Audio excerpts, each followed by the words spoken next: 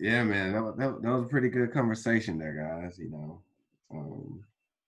don't We think gonna see.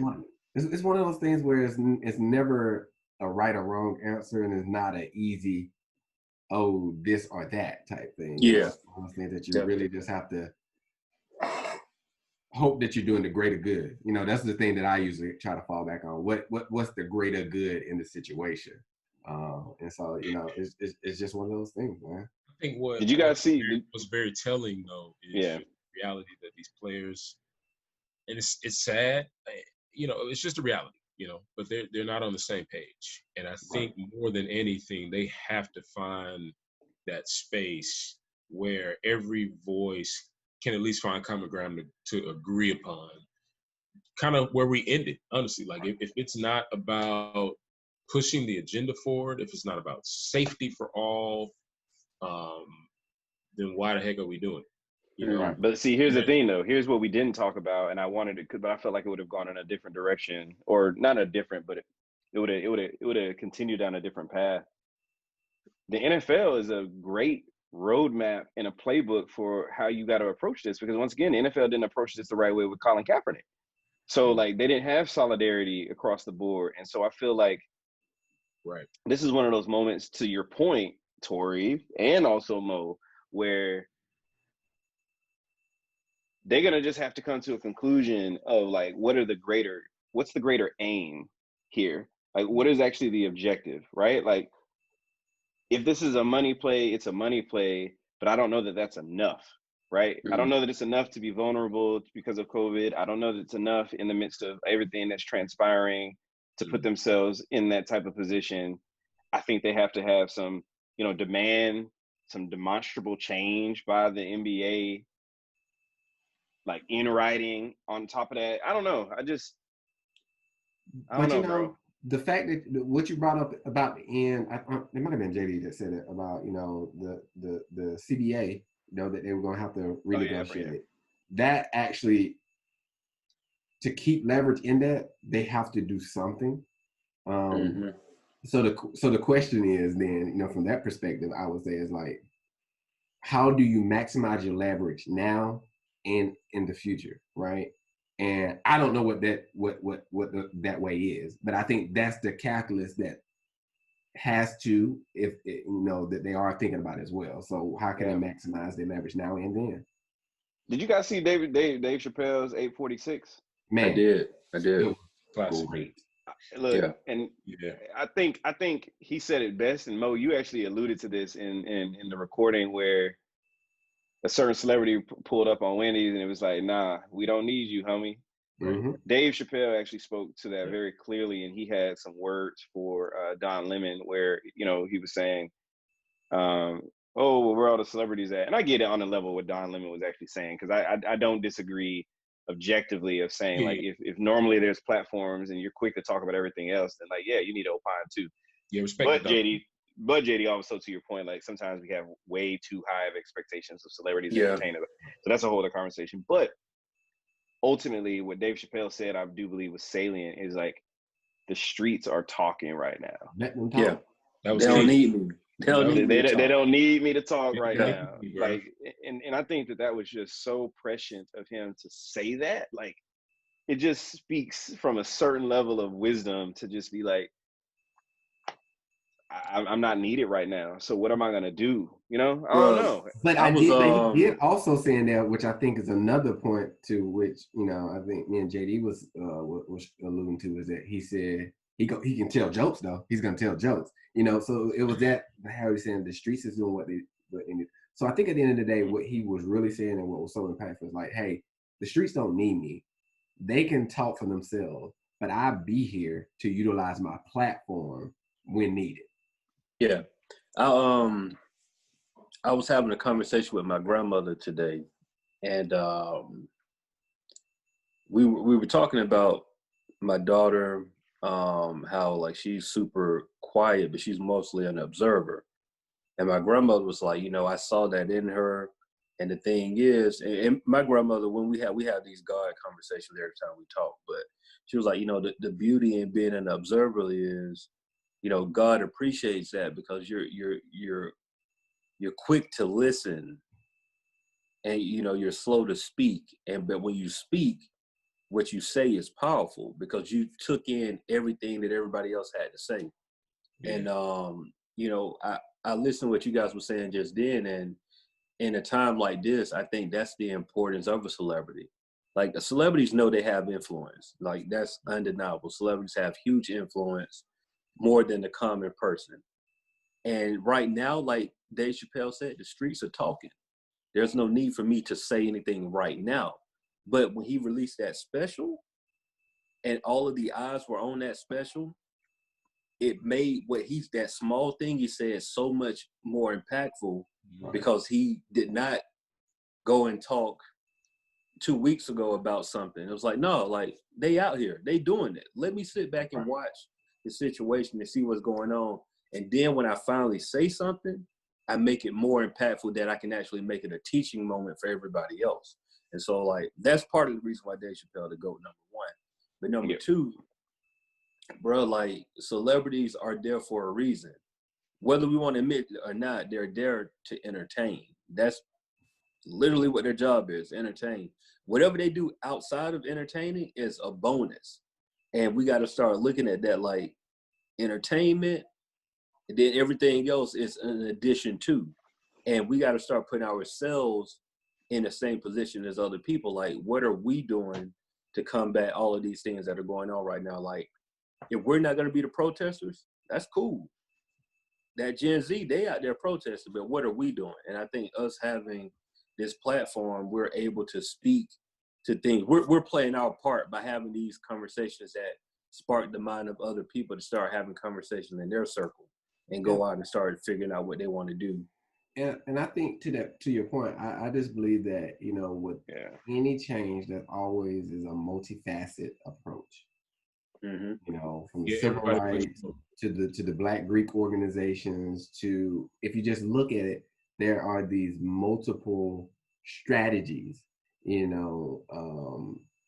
Sometimes, I sit back and wonder, was there a bigger coordination behind the scenes that people actually really don't know about?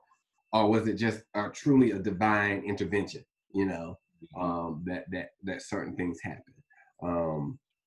But I think that's the same thing here. You're going to need those protesters. You're going to need those people that's going to be on basically the front lines. Then you need those ones that are your strategists and tacticians on how we need to move these things together, what we need to do. Then you need those influencers that can get into places where other people can't. I think, I don't think it's just a one approach. It's all is needed. That's everybody has to be putting that pressure on it. It speaks to the variety of need right now and the complexity of the fight that we're really up against. It's not a thing where protesting is going to be it. It's not a thing where people on Capitol Hill are going to be it. It's not a thing where the conversations in the community or, stepping up against, some of our white counterparts. It's all of it, and to some degree, even saying that while I'm saying this, it's making me think like, okay, maybe there is something to the NBA returning. For those who are not on social media, who don't get to see the flow of conversation that happens all day, every day, that is often very exhausting for us, but it's needed. This is spreading the conversation global. Because granted, the entire globe will be paying attention.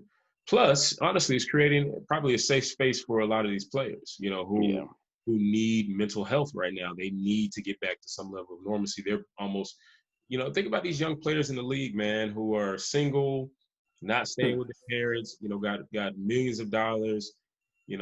Just one name that comes to mind is like Kyle Kuzma, and I don't know Kyle Kuzma. I don't have a clue what his lifestyle is like, but I'm just saying in general, these players need community right now. And I think that's real. They have a great environment and great opportunity to find community. We've never seen anything like this where NBA players and NBA, outside of All-Star Weekend, which is not even the same, but all of these NBA players and families descending on one place, there's going to be a lot of healing in that, that comes from that. There's going to be a lot of inspiration that comes from that opportunity a lot of these younger players are going to get inspired by some of these players that have been in the game for a while, that have seen a lot more things. Some of the LeBrons, some of the Dame Lillards, the Chris Pauls, and so on and so forth, the Westbrooks. These players are going to have a chance to really have a voice and inspire these young players in ways as never before. It's interesting that they're going to actually get on the court and compete, because I feel like they're going to be. Well, see, this is the thing, though, Mo. That's why I don't know. This is the part where I gotta push back on that part. And I agree inherently with bringing them together. That's a good thing, and that it is. But like at the end of the day, that competitive edge is raw and ugly. So then let's put it on the table in the midst of everything that's going on. And we haven't gone there yet, because we said we've been holding it, and we're going to keep family talk. And I think y'all know what I'm saying. Yeah. What happens if the Rumble in the Palace happened in that first or second or third game? What happened? Yeah. What happens to the national discourse? Experiment fails. So back to what? But that experiment would have some really big repercussions and implications. Right. But I'm thinking of like a Patrick Beverly, like for instance, we already talked about him, right? Like he does not know how to play the game any other way than to dang near start a fight every time he gets on the court. He's an agitator. I think it goes back to what that's why Marlon's question was so salient when he asked, "What is success?" Yeah. Anything outside of that is not a success. They have to know the answer to that. That's real. See what I'm saying? Because bro, like that, the way that conversation gonna turn, we already know what direction that conversation gonna turn, right to the right. Oh, we were waiting for this. Everybody is police. I mean, and I'm not even gonna throw it out there right now. But they need to go into that expecting it. Because I would like I said, if they would have asked Tory, hey, how would we design this? There would have been a lot of community engagement, community benefits, as well as this. You can't, in this type of time, you have to do those things. That's strategy 101. Yeah, of course. So whoever was advising the commissioner and the board of governors did a horrible job and need to be fired. I'm just gonna say it like that. You can hire me, Tory Martin. Call me anytime. Here's the thing. I'm here. Shameless plug. Amen. Here's the thing. On one end, there is a great opportunity to utilize the competitive platform for messaging. I was even thinking about, like, what if all the players decided to garnish the last names of the victims, and or to put the name out there, like, and I mean, I don't know if this would ever happen. I don't even know if this is insensitive. This is just me talking. But if it was like Breonna Taylor for 2 points, Breonna Taylor, foul on the play, Breonna, like, just to drive home the point, like, we are not missing out on supporting the community and supporting the work. On the other end, that stuff can easily be uprooted by the reality of competition. I hear you, Chris. I hear you. Yeah. I'll say this, and kind of piggybacking off of our last episode, the NBA is going to get it right, because the NBA is a corporation, and that corporation has to make money. So the same way we've seen all these other corporations make statements about Black Lives Matter, guarantee, mark my words, that there will be some form of tribute across the board. It might not be a logo that says Black Lives Matter, but there might be a band, and they'll say that band represents Black Lives Matter, social injustice. Like, they're gonna do something that makes it known publicly that they're in support of what's going on, because they don't want to. You're at a point now where you can't come July and not mention anything. Yeah. Like, you have to. The way they keep that up, that's yet to be seen. You know what I mean? But I think they're going to make some acknowledgement of it. And if they don't, once again, whoever's advising them need to be fired on the spot and call me. Call that man. Fact. That's fact. Yeah, man. I'm cautiously pessimistic. Yes. Yeah, that's what I would say. That's a good one. I'll say, look, okay. Hey, man, ain't nothing wrong with that. Let's see. I mean, look, I love basketball, man. I wish we were not basketball fans and had this conversation. I know. Yes. Yes. I wonder if it would change. Yeah. And that's the thing. Like, and for our listeners out there, if I think it's the you're not a inverse though. basketball fan, let us know. You said what now? But I think that's the inverse though, because like we are fans, so like we pushing back against it. I mean, what do you mean? Yeah, yeah. We'll split on this one. We're split, but man, I wonder how the conversation would be for people who have no like. Like just flat out no interest at all. Basketball. Yeah, they don't care about basketball. Like, I want to know, how do they feel about this? Yeah, you know what I mean? Because let us know, guys. Yeah, let us know. Yeah, shoot us an email, DM us. Let us know. Yeah, good job, Mo. But you know, the one thing that I do want to make sure that we impart on viewers, and that the beautiful part and the most important part of this moment is that protests are actually doing what they're supposed to do. Protests are designed to get that immediate, high visibility acknowledgement about a situation, and to get those low-hanging fruit that changes that we've been trying to get for years. And that's what it's doing. But not to get those longer term, those systematic changes, that takes the different approaches. Yep. Yeah. And so that's why I think that all of this is just, it needs to go hand in hand. Yeah. So it can really impact the culture. We need it all. We need it all. We need everything we can get at this point. Yeah. Definitely. So what's the Black afterthought, JD? I don't know. Subscribe and listen. Subscribe, rate, and review. Right. Yeah, man. Subscribe, rate, and review. And and if they come back, Lake Show all day. But honestly, no, I got something, man. The Black afterthought, honestly, is to know where you stand.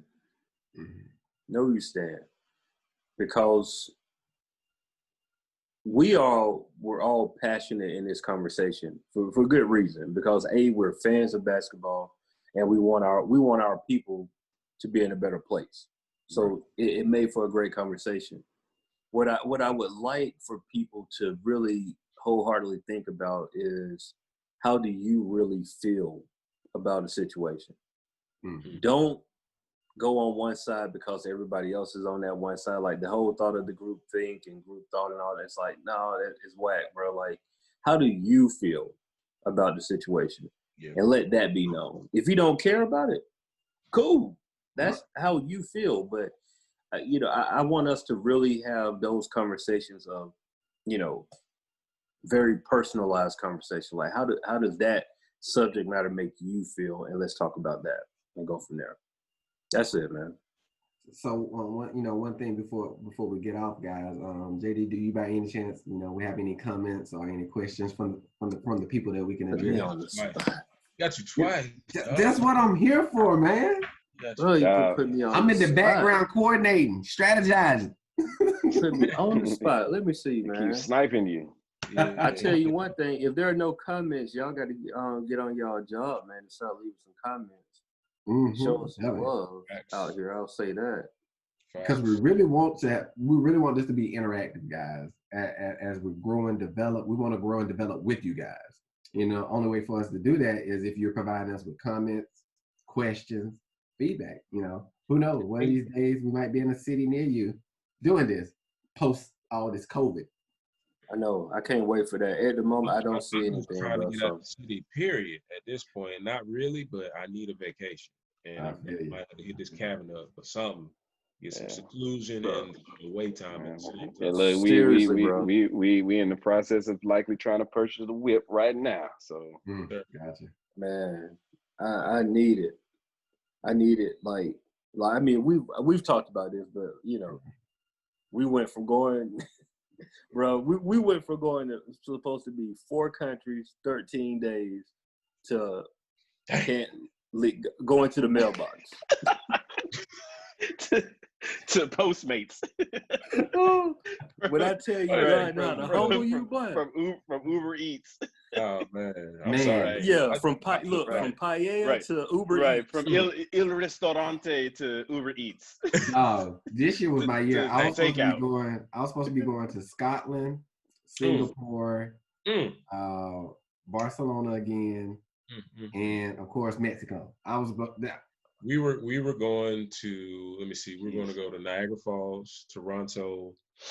We were going to take another trip extremely soon after that, either down to Punta Cana or back to Mexico in another space. And we had Japan and Thailand. Japan, Thailand, and China. That was the other place because Tasha's cousin is getting married, and so that was gonna be. Yeah, I don't even want to think about it, man. Nah, I mean, yeah, bro. Right. If I could just keep myself in a perpetual, like, just don't think about where I can't go right now. We just go. Hey, 2020 didn't happen. 2020 didn't happen. I'm definitely down to take a drive somewhere at this point, though, bro. I can do what I do here in another location. Like, real talk, bro. So, I agree.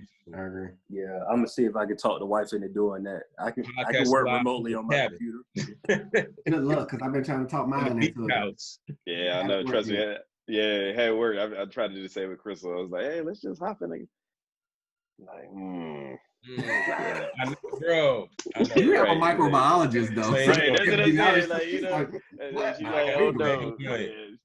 She's like, nah, COVID is real. COVID is very real out here. Nope. And in this home. So, all right, y'all, man. Look, hey, check us out. Black Man Think Podcast. This is the Black Afterthought. Peace. The Black Men Think Podcast.